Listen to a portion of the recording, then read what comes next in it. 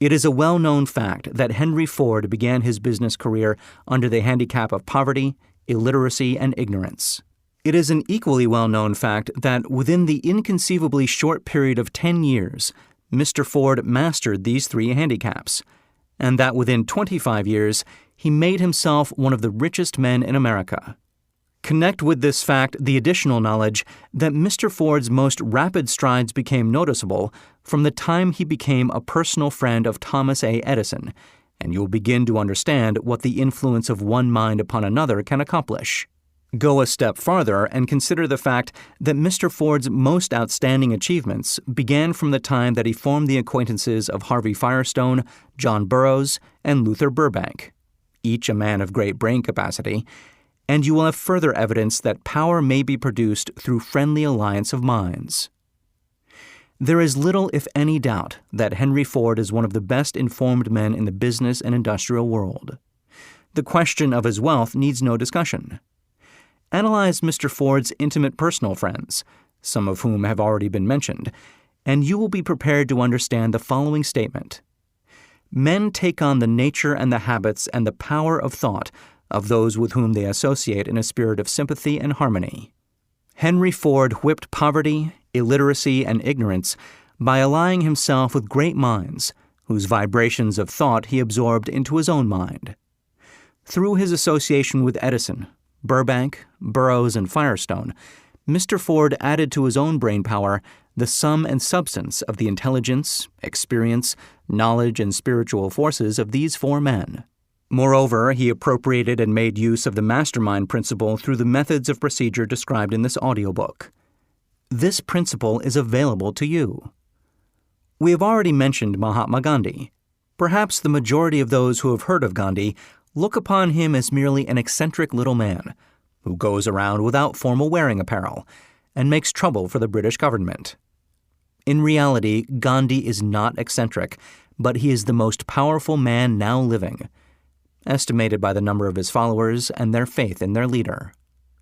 Moreover, he is probably the most powerful man who has ever lived. His power is passive, but it is real. Let us study the method by which he attained his stupendous power. It may be explained in a few words. He came by power through inducing over 200 million people to coordinate, with mind and body, in a spirit of harmony for a definite purpose. In brief, Gandhi has accomplished a miracle, for it is a miracle when 200 million people can be induced, not forced, to cooperate in a spirit of harmony for a limitless time. If you doubt that this is a miracle, try to induce any two people to cooperate in a spirit of harmony for any length of time. Every man who manages a business knows what a difficult matter it is to get employees to work together in a spirit even remotely resembling harmony. The list of the chief sources from which power may be attained is, as you have seen, headed by infinite intelligence. When two or more people coordinate in a spirit of harmony and work toward a definite objective, they place themselves in position through that alliance to absorb power directly from the great universal storehouse of infinite intelligence. This is the greatest of all sources of power. It is the source to which the genius turns. It is the source to which every great leader turns, whether he may be conscious of the fact or not. The other two major sources from which the knowledge necessary for the accumulation of power may be obtained are no more reliable than the five senses of man. The senses are not always reliable. Infinite intelligence does not err.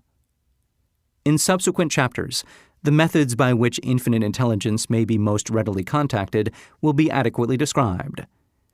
This is not a course on religion. No fundamental principle described in this audiobook should be interpreted as being intended to interfere either directly or indirectly with any man's religious habits. This audiobook has been confined exclusively to instructing the listener how to transmute the definite purpose of desire for money into its monetary equivalent. Listen, think, and meditate as you listen. Soon the entire subject will unfold, and you will see it in perspective. You are now seeing the detail of the individual chapters.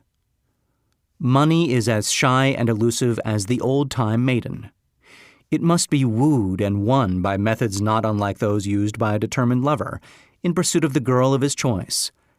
And coincidental as it is, the power used in the wooing of money is not greatly different from that used in wooing a maiden. That power, when successfully used in the pursuit of money, must be mixed with faith. It must be mixed with desire. It must be mixed with persistence. It must be applied through a plan, and that plan must be set into action. When money comes in quantities known as the big money, it flows to the one who accumulates it as easily as water flows downhill. There exists a great unseen stream of power, which may be compared to a river, except that one side flows in one direction, carrying all who get into that side of the stream onward and upward to wealth, and the other side flows in the opposite direction, carrying all who are unfortunate enough to get into it, and not able to extricate themselves from it, downward to misery and poverty. Every man who has accumulated a great fortune has recognized the existence of this stream of life. It consists of one's thinking process. The positive emotions of thought form the side of the stream which carries one to fortune.